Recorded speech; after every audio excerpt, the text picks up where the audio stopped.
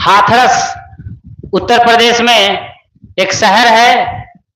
वहां पर खेत में सत्संग का आयोजन था। 50,000 लोगों को आने की सूचना पुलिस प्रशासन को दी गई थी, थाना को, लेकिन वहां पर 2.5 लाख लोग आए थे और इंतजाम सही नहीं था। 2.5 लाख लोगों को संभालने के लिए कम से कम 1000 पुलिस चाहिए था। वहां केवल 40 पुलिस वाले थे और 2 एम्बुलेंस का इंतजाम था मात्र, और सेवादार थे बाबा के। बाबा साकार हरि भोले बाबा, जिनका नाम कुछ और ही था, जो आदमी पुलिस में काम करता था, दरोगा था, उनको पुलिसगिरी से हटा दिया गया था। किसी मामले को देखते हुए वो कुछ गलत कर रहे थे या गलत हरकतों को देखते हुए उनको पुलिस के पद से हटा दिया गया था। बाद में सोचा कि अब क्या करें, तो वो बाबागिरी में आ गए पुलिस वाला आदमी, और फिर उनका जो प्रोपेगेंडा चला वो आज अखबारों का बैनर हेडलाइन है और टीवी का ब्रेकिंग न्यूज है। तो 50,000 से 80,000 लोगों का आने की सूचना थी, 2.5 लाख लोग आए। तो वहां पर क्या हुआ वो बात पकड़ने वाली बात है। बाकी चीजें तो आप समाचारों में काफी सुने होंगे और देखे होंगे। बाबा दिन को 2 तारीख की बात है, 2 जुलाई को सत्संग का आयोजन था। 12 बजे के आसपास या 12:30 बजे तक वो आए। लगभग घंटा भर बोले और बोले कि बड़ी उमस है, बड़ी भीड़ है, गर्मी का दिन है, इसलिए वो समझ गए ज्यादा देर बोलना ठीक नहीं है। करीब करीब घंटा भर बोले और माइक बंद करने वाले थे।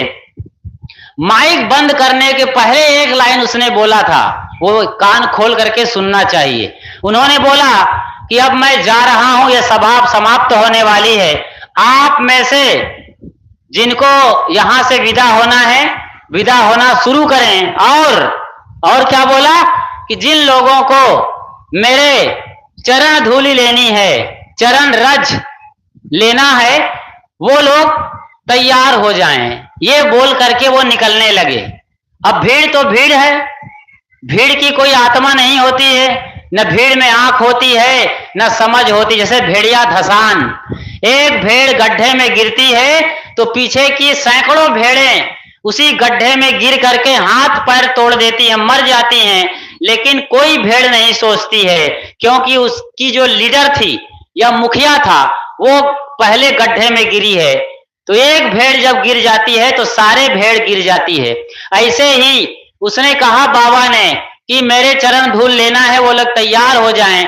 और वो गद्दी से उठ करके अब पब्लिक के बीच से निकल करके गाड़ियों के पास जाने लगे।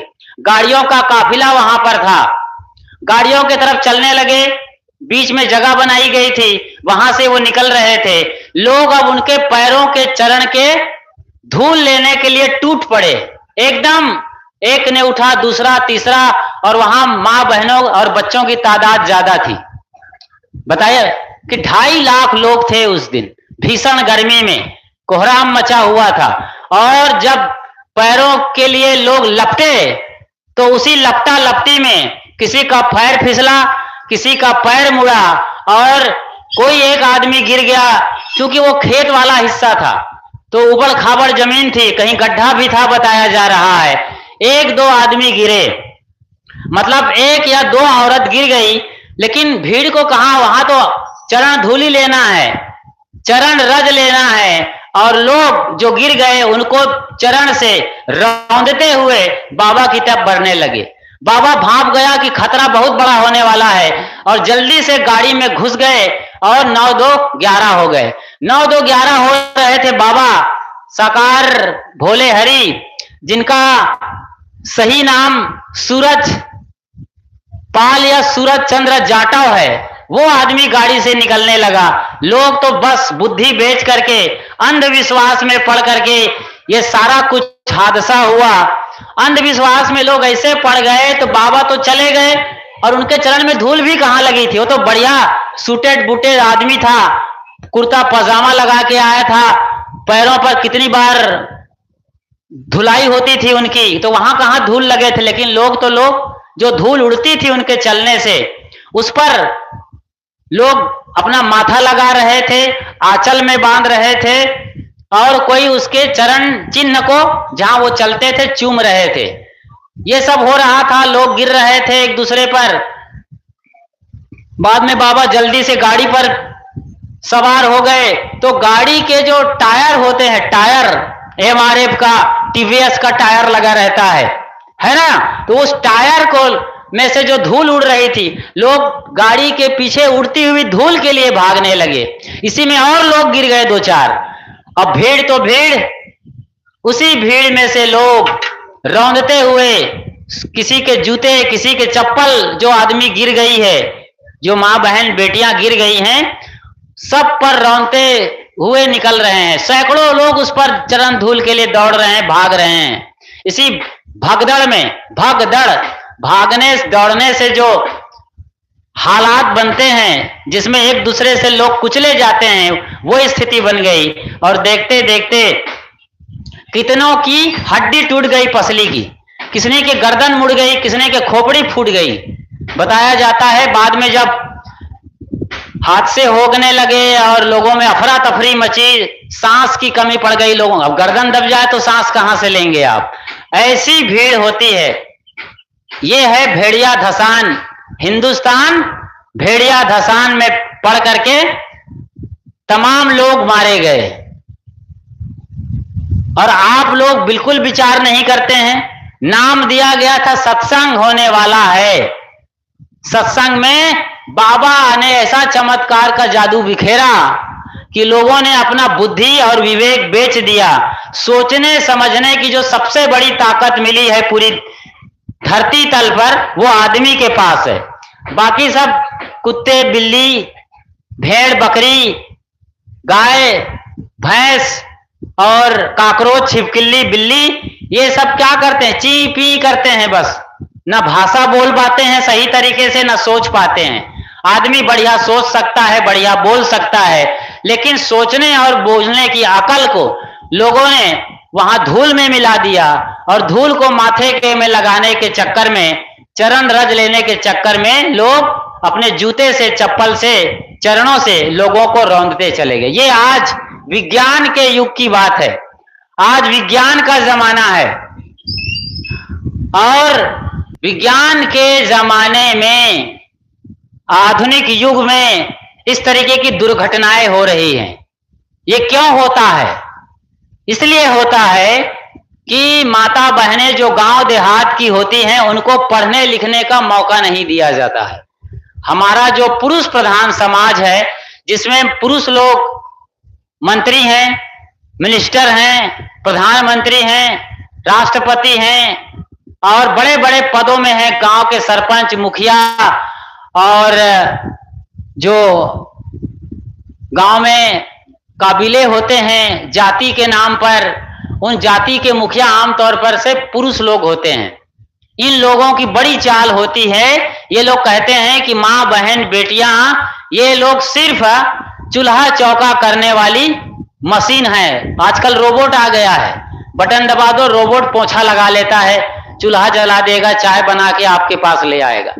ऐसे सदियों से औरतों को, यूरोप जानते हैं, यूरोप मतलब जहां पर गोरे लोग होते हैं, अमेरिका, यूरोप, ऑस्ट्रेलिया, न्यूजीलैंड, ऐसे देशों में माँ बहन बेटियों को बच्चा पैदा करने की मशीन समझा जाता है। बस मशीन है, इनसे जितना बच्चा पैदा कर लो, ये लोग मशीन है। और इनकी कीमत कुर्सी और टेबल जैसा है।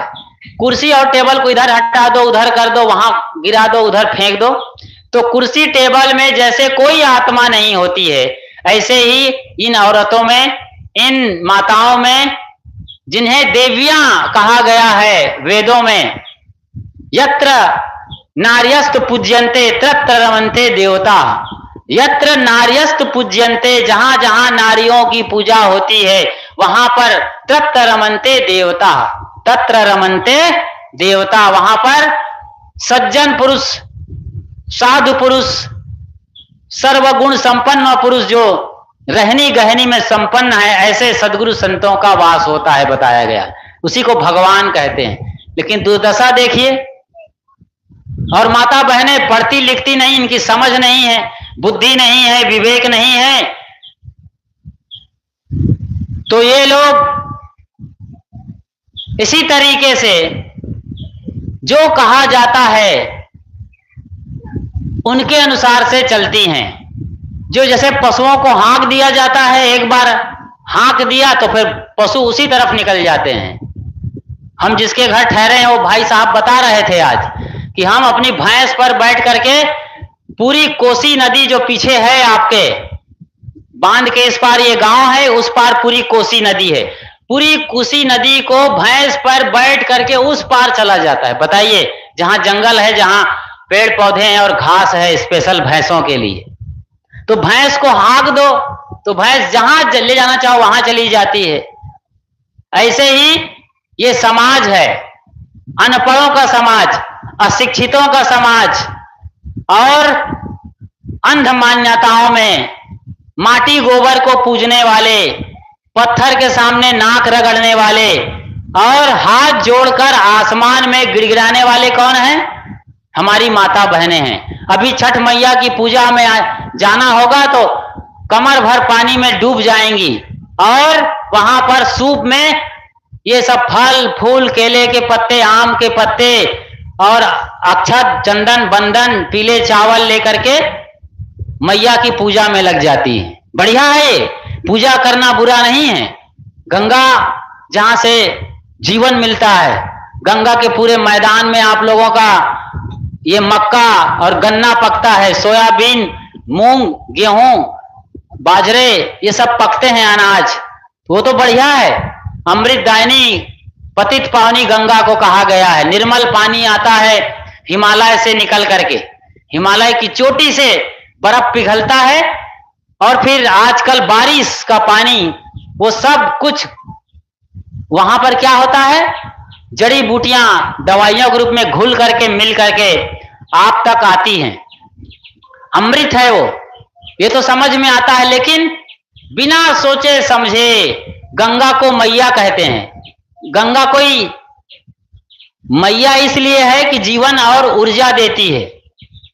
पानी बिना कहां है जिंदगानी, इसलिए मैया है, वरना गंगा क्या मैया है आपके लिए? समझ रहे हैं? गंगा कहीं बच्चा देती है? किसी बांझ औरत को नहलाओगे तो क्या बच्चा हो जाएगा उसका? लोग गंगा नहाने जाते हैं। छठ मैया की पूजा भी इसीलिए करते हैं कि अंधन को आंख दे तो कोढ़न को काया, और जय गणेश जय गणेश जय गणेश देवा। बांझन को पुत्र दे, अंधन को आंख दे, कोढ़िन को काया कहा गया है। सभी देवताओं की पूजा करने के पीछे यही बातें हैं कि जिन चीजों को हम हासिल नहीं कर पा रहे हैं जिंदगी में, जो हमें लाभ नहीं हो पा रहा है, उसके लिए ये पूजा आरती प्रार्थना करो तो भगवान सुन लेगा। अभी गर्मी इस साल बहुत ज्यादा पड़ी, सबको मालूम है। लगभग 45 से 48 और 48 से 50 डिग्री की गर्मी थी इस साल, ठीक है नहीं? इस भीषण गर्मी में जब पानी नहीं गिर रहा था, अभी छत्तीसगढ़ में धान का कटोरा कहा जाता है छत्तीसगढ़ को, तो वहां अभी ठीक से पानी नहीं गिर रहा है। तो वहां रायपुर राजधानी है, राजधानी में मेढक और मेढकी की शादी करते हैं लोग हर साल। तो मेढक और मेढकी की शादी की जाती है। मेढक, अब तो निकल गए मेढक मेढकी, तो उसको पकड़ते हैं और बाकायदा उन्हें रंगीन कपड़ा पहनाया जाता है और पूरा साज सज्जा के साथ उनकी शादी तैयार की जाती है। तो मेढक मेढकी की शादी, उनकी मान्यता है कि मेढक और मेढकी की शादी करेंगे तो खूब बरसात होगी। सोचिए जरा, मेढक और मेढकी के शादी करने और नहीं करने से क्या मौसम विभाग को जानकारी मिलती है या मानसून बनेगा? मेढक की शादी से मानसून बनेगा?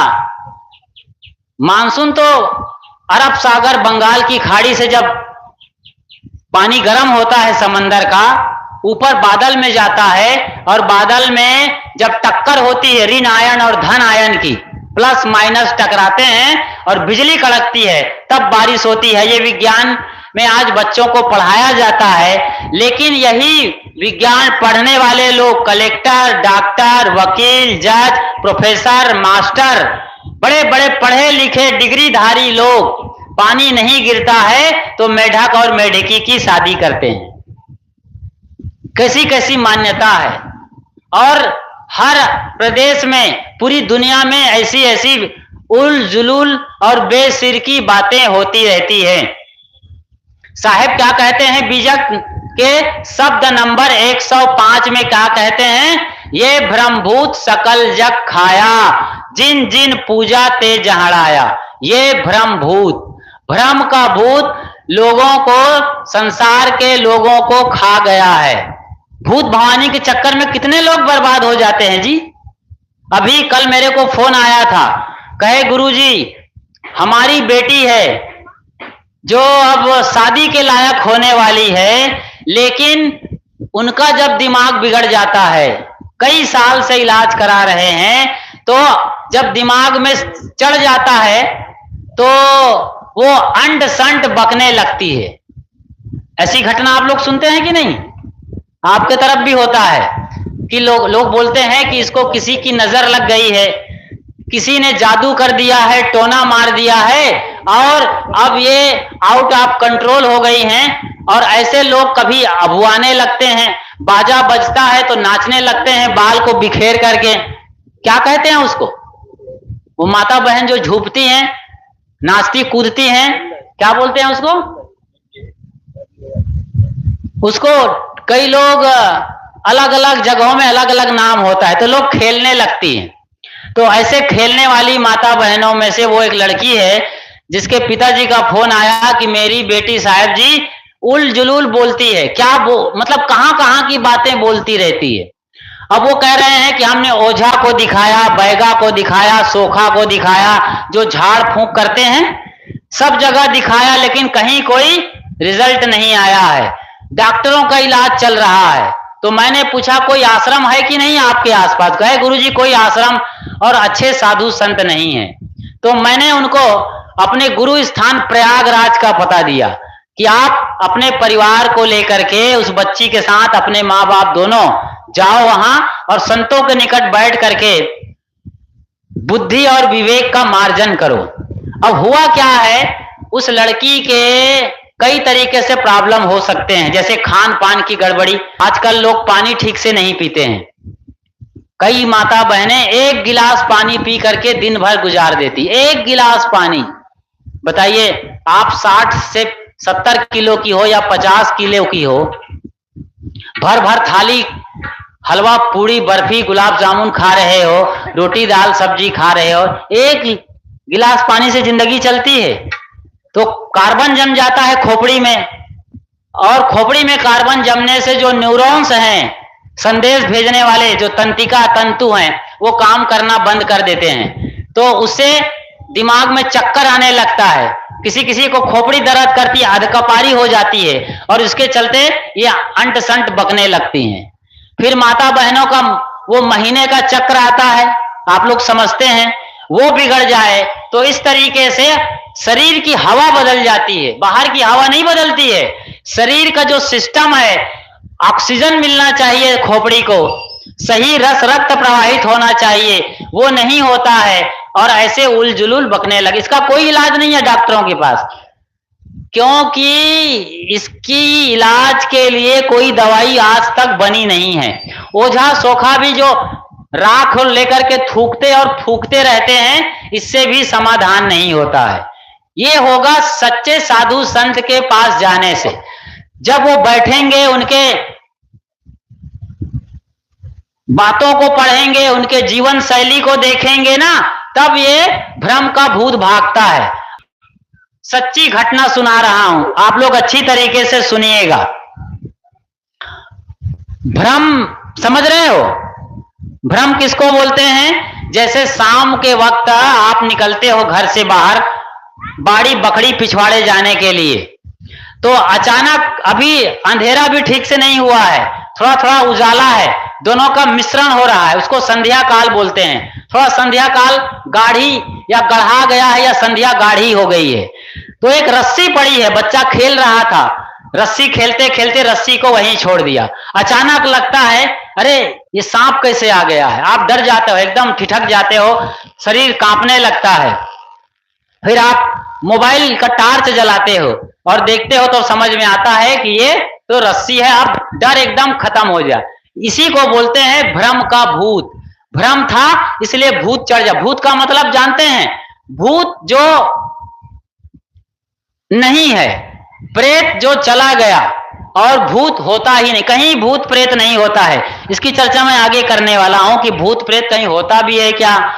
मरी मसान, जिंद चुड़ैल, ब्रह्म राक्षस, टोनही और टोना मारने वाले लोग, क्या ऐसे हमारे समाज में, गांव में ऐसे भी लोग हैं जिनके जादू मंत्र से किसी को मिर्गी चढ़ जाती है, किसी को लड़की बांझ हो जाती है, किसी की भैंस नहीं ब्याती है? क्या इतनी ताकत वाले लोग हैं? ये समझना। लेकिन उसी समझने के पहले आपको हमारे गुरुदेव सदगुरु अभिलाष साहेब और उनके गुरुदेव जी थे अयोध्या वाले सदगुरु राम सूरत साहेब की आश्रम की कहानी सुना रहा हूं। उस वक्त राम सूरत साहेब भी थे। तो एक गांव की बात थी, दो बहन थी, दोनों जवान थी। अब दोनों बहन का मतलब होता है साल डेढ़ साल का अंतर। दोनों शादी के लायक हो रही थी। बड़ी वाली लड़की जो थी वो थोड़ा सांवली थी, तो छोटी वाली लड़की गोरी होने से उसके लिए रिश्ते आ रहे थे। उसका रिश्ता तय होने लगा था। हाँ, मतलब बहुत जल्दी 2-4 दिन, हफ्ते दिन में रिश्ता तय होने वाला ही था, पक्का होने वाला था। लड़के देखने आए थे लड़के वाले। तो इतने में उस लड़की को बड़ा बुरा लग रहा था, बड़ी लड़की को, कि मेरी शादी नहीं हो रही है, इनकी शादी हो जाएगी। तो इसने एक जादू शुरू कर दिया। उसने एक इतना सा छोटा सा डिबिया ले आया और डिबिये से सारा चमत्कार हो रहा था। अब जिस लड़के की शादी होने वाली थी, तो होता क्या था, उसके चेहरे पर, कोई शरीर पर कुछ जलन होना शुरू हो गया। लोग समझे कि इसको जलन कैसे हो रही है, अभी तो लड़की बढ़िया थी, 5-10 साल से कोई बीमार नहीं हुई है, कोई बीमारी नहीं लगी है, अचानक शरीर में जलन कहां से होने लग गई है। चलो बात आई, लोगों ने डॉक्टरों को दिखाया, ओझा सोखा बैगा को दिखाया, सब जगह चले गए, लेकिन कहीं कोई इलाज जम नहीं रहा था। आखिर में हफ्ता दिन निकल गया। हफ्ते दिन के बाद फिर से उसके पैरों में, रात में जब सोती थी ना, तो कुछ हो जाता था, और होने से शरीर में जलन होने लगता था, जैसे दरोरे पड़ गए, जैसे चकते पड़ जाते थे, वो जो खाज खुजली जैसे होने लगी। इन सबको देख करके बड़ा घर हैरान होने लगा। धीरे धीरे बड़ी परेशानी होने लगी, और परेशानी जब बढ़ने लगी, इलाज कराने के बाद भी आराम नहीं मिल रहा था। डॉक्टर, वैद्य, ओझा सोखा, वो उसको लखनऊ तक ले गए, उत्तर प्रदेश की घटना है, कोई डॉक्टर इलाज नहीं कर पा रहे थे। तब एक समझदार आदमी था, ये सच्ची घटना है, एक समझदार आदमी था, उसने सलाह दिया कि भैया गुरुजी के पास ले जाओ, आश्रम ले जाओ, क्या पता लड़की को क्या होता है, पता चल जाएगा। अब लड़की भी आए, उसकी बड़ी बहन भी आई, और उसके माँ बाप, 4 लोग आए। 4 लोग आ गए, और 4 लोगों को एक कमरे में दे दिया गया आसन। अब रात में सब सो गए। रात में जब सो गए, तब भी उस लड़की के बदन पर कुछ, जैसे किसी ने कुछ डाल दिया हो, कभी गर्दन में, कभी कान के पीछे जलन होने लगी। सुबह देखे तो लाल लाल दरोरे पड़ जाए, छिल जाया रहता था। अरे ये कैसे होता है जी? तो माँ को कहा, माता जी आज जगना, कोई भूत प्रेत तो नहीं आता है रात में? वहां कई सुराग, जो आश्रम के कमरे में जो वेंटिलेशन वाला हवादार जगह ऊपर बना रहता है ना, वहां से भूत प्रेत तो नहीं आता। लेकिन 4 लोग तो, माँ बाप और तुम दोनों बच्चियां, तो कौन आता है, क्या हो रहा है? माँ रात भर जगती रही, लेकिन नींद तो कभी न कभी झपकी आई जाती है। तो जैसे ही झपकी आई, लड़की फिर चिल्लाने लगी, अरे मर गई, मर गई, बचाओ बचाओ, कपड़ा उतार के फेंकने लगी। साधु लोग भी हैरान सुबह सुन करके, अरे माँ बाप है, दोनों बहन हैं, ये होता क्या है। धीरे धीरे और माता को कसने लगा कि साहब लोगों ने कहा, गुरुजी ने, माता जी और नजर रखो। बिल्कुल वो एकदम बिल्कुल रात भर जगने लगी, लेकिन कुछ ना कुछ हो जाता था। सवेरे फिर वही घटना कुछ ना हो गया। तो अब साहब लोग भी थर्रा गए। अब रात में क्या होता था, साधु लोग तो उनके कमरे में जा नहीं सकते थे, 3 लोग रह गई थी, उसके पिताजी को हटा दिया गया। अब तीनों लोगों में कौन सा कांड चल रहा है भाई? कोई ना भूत आ रहा, ना प्रेत, ना मरी, ना मसान, ना जिंद, ना चुड़ैल, ना ब्रह्म राक्षस, कौन आता है? तो पता नहीं चल रहा था। अब एक दिन लड़की को बोले कि छोटे छोटे कपड़े पहन के सोना। सब दोनों लड़की को छोटे छोटे कपड़े पहना दिए, चलो भाई इज्जत बची रहे। और माता को कहा, देखना कौन आता है, क्या होता है, कहां से क्या गिरता है, देखना कोई गिरते हुए देखना। माता जी देख रही है। माँ तो माँ झपकी आ जाती है, उसी झपकी के बीच में कुछ हो जाता था। अब संत लोग भी घबरा गए, समझ से बाहर, उनकी खोपड़ी भी काम करना बंद। तो साधुओं ने कहा, ठीक है, अब एक उपाय बचा है, ये उपाय सुनना। वो उन तीनों को बुलाया और एक साधु पर्दे के पीछे चला गया और तीनों बेटी को बुलाया, दोनों बेटी और माँ को, और बड़ी वाली बेटी को कहा, इसको तो कुछ नहीं होता था बड़ी बेटी को, तो बड़ी बेटी को पूरा उसका मतलब इसके पहले पूरा झोला वगैरह चेक कर लिया गया था, झोला में क्या है, कुछ नहीं मिलता। बड़ी बेटी और माँ के झोला और उस छोटी वाली बेटी, इसके झोला में कुछ नहीं मिलता था। होता क्या था जी, तो बड़ी बेटी के पूरा कपड़ा कुर्ता, उसका सलवार सूट, जेब, मोबाइल तो था नहीं उस वक्त, जो भी सामान था उसके मेकअप के सामान सारा चेक कर लिया, कुछ नहीं मिलता था उसमें कि इस आदमी, छोटी बेटी को जलन क्यों होती है। तो माँ को कहा गया कि आप अपनी बेटी को बाथरूम ले जाओ। बाथरूम के सामने साहब लोग खड़े थे, दरवाजा बंद किया गया। बंद करके वो उस बेटी को, जो बड़ी वाली थी सांवली, जिसको लगता था मेरी शादी नहीं हो रही है, छोटी बहन की शादी हो जाएगी, तो उसके अंदर जो ईर्षा की आग लगी थी, उस बड़ी बेटी को बाथरूम में ले जाया गया। मां भी गई, कहे कि अपनी बेटी को पूरा गाय नागा कर दो। गाय नागा समझते हो? गाय नागा का मतलब है पूरी तरीके से नग्न कर दो, और नग्न करके इसके सब चेक करो कहां क्या है। तो एक बात सुनना, एक बड़ी बात, तो पूरा चेक किया गया, कुछ ना कान में मिला इधर, ना यहां मिला, ना यहां मिला। तो फिर यहां टांगों के नीचे खोजो, कहीं पर कुछ है तो उसके टांग के नीचे, अब थोड़ा कान खोल के सुनो, मुझे माफ करिएगा लाइन बोलने के लिए। उस बच्ची ने, जो बड़ी बेटी था, उस बड़ी बेटी ने अपने मूत्र द्वार में इतनी बड़ी छोटी सी चीज, जो कैप्सूल जैसा नहीं आता है, आपने देखा होगा आंखों में डालने के लिए एक दवाई आती है एकदम मुलायम जैसी, ऐसी एक छोटी सी डिबिया में तेजाब छुपा रखा था। कहां छुपा रखा था समझ रहे हैं? अपनी योनि में वो चीज छुपा रखा था। आप सोचो जरा, मतलब कितना कहने में भी शर्म लगती है, सुनने में भी, लेकिन ये हमारे देश की घटना है। और कहां कहां उसे खोज रहे थे भूत, ब्रह्म, भवानी, ब्रह्म, राक्षस, मरी, मसान और डॉक्टर, वकील, कहां कहां नहीं दौड़ लगाया उन लोगों ने, ओझा, सोखा, बैगा, कोई उपाय नहीं। ये होता है भ्रम का भूत। तो इसी तरीके से कहीं कोई ना भूत है, ना भवानी है, ना टोना है, ना टोनी है, कुछ भी नहीं है कहीं। सिर्फ लोग जो है भ्रम में डालते हैं आपको। इसी भ्रम को डालने के लिए आज बड़े बड़े साधी चलते हैं, बड़े बड़े साधुओं के हथकंडे चलते हैं। तो ये भोला गिरी बाबा जो साकार गिरी है, इसने एक जादू खेला कि मेरे चरण धूल में सबका कल्याण और मुक्ति है, सबको स्वर्गलोक मिलेगा, मेरे चरण धूल को लेओगे, माथे पर लगाओगे, अचला में बांधोगे और घर में जाके छिड़क दोगे या चरणामृत पिला दोगे सबको, चरण धूल को घोल करके घर में पिलाओगे तो सबकी मुक्ति हो जाएगी। ये आदमी ने बोल रखा है। इसीलिए जहां 50,000 आना चाहिए वहां 2.5 लाख लोग आए थे। समझ रहे हैं इस चीज को? ये है असली खेल इस दुनिया का, भारत का।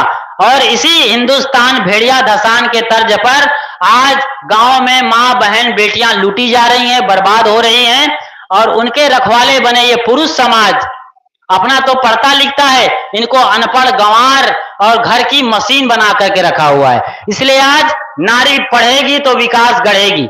आज नारियों को पढ़ाना है, बेटियों को शिक्षा दीजिए, हमारा देश अब आगे बढ़ रहा है, लेकिन फिर भी गांव में बहुत कुछ पिछड़ा हुआ है। गांव में इस पिछड़ेपन को दूर करना है, इसके लिए बहुत सारे मुहिम चल रहे हैं, सरकार की ओर से, समाज की ओर से। आप लोगों को जागना है। आप लोग केवल कार्बन कॉपी मत बने रहो, आप लोग कोई खिलौना नहीं हो। आप लोगों में बड़ी ताकत है, बड़ी ऊर्जा है। हमारे देश की जो राष्ट्रपति हैं वो मुर्मू जी हैं, वो भी एक महिला है। हमारी देश की बड़ी बड़ी लड़कियां हैं, छोरियां हैं, वो फाइटर प्लेन उड़ाती है, आसमान में लड़ाकू विमान उड़ाती हैं, सब जगह है। आप लोग जागो। आप लोग केवल गाय दूहने वाले मत बने रहो, भेड़ बकरियां चराने वाले मत बने रहो। शिक्षा दो, लो, और समाज में बैठो, और जो संत गुरुजन आते हैं उनके सामने बैठ करके अपनी घर की बात रखो। कोई समस्या है, जैसे कई जगह पति शराबी हो गए हैं, पति ने अपने पत्नी का गहने जेवर बेच दिया है शराब और जुआ में, है। धर्मराज युधिष्ठिर की आज भी कोई कमी नहीं है। आप लोग जब तक पल्लू के पीछे, पर्दे के पीछे रहेंगे, घूंघट की आड़ में रहेंगे, तो आप बात बनेगी नहीं। घूंघट काढ़िए, मर्यादा रखिए, जेठ का, ससुर का, बड़े लोगों का, लेकिन खोपड़ी को खुला रखिए। आंखें खुली हो, कान खुले हो, सब चीज देखिए, समझिए, तब जाकर के आप बढ़ेंगे और देश तरक्की करेगा। तो साहब क्या कहते हैं, ये ब्रह्मभूत सकल जग खाया, जिन जिन पूजा ते जहड़ाया। जिन जिन लोगों ने भूत भवानी मान करके पूजा है, वो सब लोग ठगाए हैं। बताओ, एक औरत की बेटी मर गई उसी भगदड़ में, पिस गई, उसके हड्डी पसली टूट गए, मर गई। उसके बावजूद वो बोल रही थी कि वो मेरे गुरु हैं, सब रक्षा करेंगे, कुछ भी नहीं होने वाला है। आप लोग झूठ बोल रहे हो। न्यूज चैनल वालों को वो बोल रही थी। सोचिए जरा, आज जो इंक्वायरी हो रही है वो भोले बाबा की, जो साकार यानी सूरज मल जाटव या सूरज चंद्र जाटव जी का आज इंक्वायरी चल रही है, और बहुत कुछ उसके खजाने में निकल रहा है। एक आलीशान घर है, आलीशान घर है, अच्छी खासी बिल्डिंग है, कितनी प्रॉपर्टी है, और बहुत कुछ ऐसी चीजें हैं जिसको हम यहाँ बोलेंगे तो हमारे लिए शायद मर्यादा के खिलाफ हो जाएगा। बहुत कुछ उसके आश्रम में होता है जो हम बोल नहीं पाएंगे, ऐसी चीजें वहां निकल के आ रही है। तो श्रद्धा, हम आपकी बड़ी महिमा है, श्रद्धा करने में बड़ी वंदनीय है। आप लोग खुद श्रद्धेय हैं, पूज्य हैं। आप लोगों में जो प्रकृति ने गुण दिया है, कोमल होने का, निष्ठा रखने का, श्रद्धा रखने का, भक्ति में लीन हो जाने का। लेकिन श्रद्धा भक्ति इतना ही सब कुछ नहीं है जब तक विवेक ना हो। विवेक करो। आज हो सकता है आपके पति दूध बेचते हो और शराब पीते हो, तो आपके पास हथियार होना चाहिए कि समझाओ पति को, कभी कभी दो चार सोटा भी लगाओ उसको। तुम इतने मतलब बिक गए हो शराब में, कल शराब पी पी के मर जाओगे तुम, फेफड़ा गल जाएगा, टीबी और कैंसर हो जाएगा, तुम मारे जाओगे, हम विधवा और बेवा हो जाएंगे। बच्चे को कौन पालेगा, कौन भैंस और भैंस चराने जाएगा? क्योंकि आपका गांव का, अंचल का ये इलाका इस तरीके से घटनाएं, दुर्घटनाएं हो रही है, इसलिए मैं ये बातें बोल रहा हूं। बाकी जो लोग शहर में हैं, जो लोग बड़े लोग हैं, जानकार लोग हैं, उनकी अपनी कहानी है, वो उस तरीके से निपटेंगे। तो आज हम लोग देख रहे हैं और समझ रहे हैं कि सदगुरु कबीर साहेब जो बात बता रहे हैं कि ये ब्रह्मभूत सकल जग खाया, जिन जिन पूजा ते जहड़ाया। एक बात जो हमने बताया है वो याद रखिएगा, दो बातें, इस बात को कभी मत भूलिएगा। चाहे आप यहां रहिए, चाहे पटना जाइए, दिल्ली जाइए, कहीं काम धंधा करने के लिए, बड़ी बात हमने ये बताया कि तथाकथित बाबा और भगाए हुए, बर्खास्त किए हुए पुलिस के आदमी जो बाद में बाबागिरी में आ गया पैसा कमाने और चमत्कार जादू मंत्र के नाम से लाखों लोगों को जुटा करके थूक और फूंक के नाम पर बिटिया बांट रहे थे, बेटा बांट रहे थे, नौकरी धंधा बांट रहे थे। ऐसे बाबा लोगों की इस दुनिया में कोई कमी नहीं है। जो ये बोलते हैं सत्संग करके कि मेरे चरण धूल ले लो और मैं अब चलने वाला हूं और आप सबको मुक्ति मिलेगी, मोक्ष मिलेगा, कल्याण हो जाएगा, ऐसे ही बातें शिव चर्चा वाले भी करते हैं और भी आपकी परंपरा वाले करते हैं, तो आप लोग इन बातों पर कभी भरोसा मत करिएगा। वो लोग तो वहां मारे गए या मारी गई 125 माँ बहन और बच्चे, कुछ मर्द भी हो सकते हैं, वो तो मारी गई, लेकिन आप लोग ऐसे भदगड़ में नहीं मरेंगे, लेकिन जिंदगी में मर मर के जीते रहेंगे। आप कभी भी अपने को नहीं जान पाएंगे। ये जो बोलने वाला भगवान इधर बैठा है, इसको नदी पहाड़ में आप लोग ढूंढते रहेंगे और न जाने कहां कहां पत्थरों में नाक रगड़ते रहेंगे और ऊपर आसमान में गिड़गिड़ाते रहेंगे। कोई मिलने वाला बचाने वाला नहीं आएगा। जैसे कि कोरोना में कोई बचाने नहीं आया, ऐसे ही आप लोग अपने भीतर परमात्मा बैठा है, इसको ध्यान और भजन से जानिए, सच्चे सदगुरु से लगिए और तब जाके आप लोगों का मुक्ति और मोक्ष कल्याण होगा। बोलिए सदगुरु कबीर साहेब की, अपने अपने माता पिता गुरु गोविंद की, सदगुरु अभिलाष साहेब की, आचार्य धर्म स्वरूप साहेब की, साहेब बंदगी साहेब।